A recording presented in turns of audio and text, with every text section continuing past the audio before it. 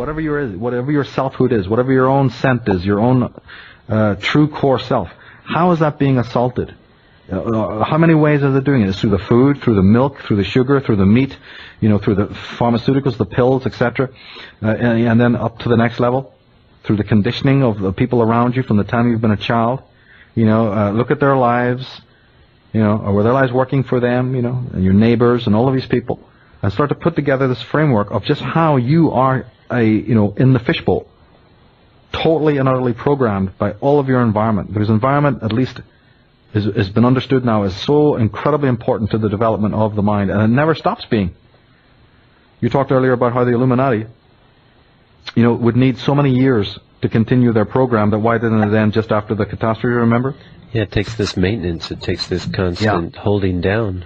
Right, because the thing is unnatural, anti-organic to begin with.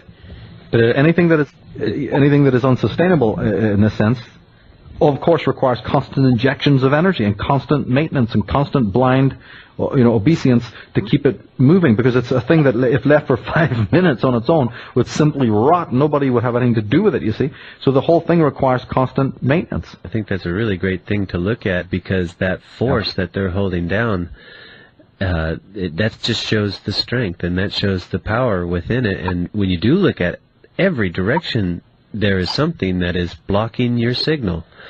Right, and what would happen if you got so turned on to the real, like you started doing even a little, society or human beings or the individual, start turning on to what was really happening from within them as opposed to without them, the hands would automatically loosen and all this other shit would drop, just like it has in my life, just like it has happened in the lives of ordinary people who have worked this out. It doesn't require a crown, it doesn't require some gold chain or some special some special genius in a sort of a formal sense at all.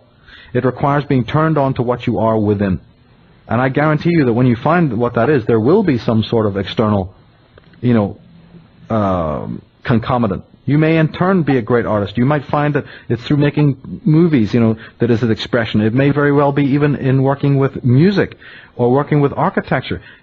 All the things that we know can still exist, but they'll now come as an expression, as a permutation of you being turned on within to who you are as you start to discover more of your selfhood. When a person is in that state, their interest, it's like the mad professor, their interest in what's going outside their door and all the other garbage is immediately stopped, you see, and all of that stuff drops out of the way. This is what I meant earlier when I was talking about the Zen way, that when your enemy can no longer destroy you, because you're so absolutely immune to anything that they might do, then you've won the game without ever having to lift a weapon, without ever having to lift a tool of belligerence towards your enemy at all. This is the way that man's future lies. This is the way that his salvation is. You see, and it might be writing. So for somebody it might be writing. For somebody it might be poetry. For somebody it might be working with people in society. It might be the education of children or whatever. Who knows? It could be any number of things. But the attention to the lie, the dependency upon all those manufactured things that are just so nonsensical, the affluenza, you see, this whole hyper interest in the material world and the shopping malls and all the garbage that's been created for us. The maintenance of the lie ends on the day when people find the truth within themselves. And it's not going to be a destructive thing. It will be destructive to those who are destroyers, but that's okay. It's perfect. It's a perfect solution. Let them be devoured by their own energy. Let them be devoured by what they are. Because as I said, that which is unsustainable, if left for 5 minutes without maintenance, would rot of its own nature and you wouldn't have it anymore. We have to discover what it is within us on all levels, but physical. What are our physical needs that call this monstrosity into being? What is on our emotional and spiritual and psychological level? What's it even on our relationship level? What is it in all the levels that we have these needs, where something brilliant and excellent has been taken away and removed from us, and something artificial and deathly has been replaced?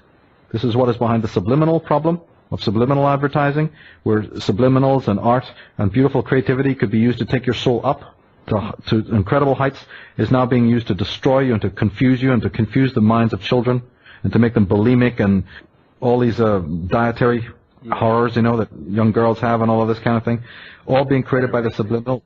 Yes, exactly, the anorexia. All of this nonsense, all of this image manufacturing, you see. If a man or a woman was, solid inside themselves and not a thing that anybody else said to them mattered, do you think they'd buy into all this garbage on television and all this malarkey about, how you should look and what you should be thinking and how you should be dressing and all of this stuff? People would laugh to death over it. But there's been a slow, gradual raping of what man is, and that rape is psychological. It is not political. This is what people have to understand. And once they understand this, they'll pick up the psychological tools, you see, to, set this aright.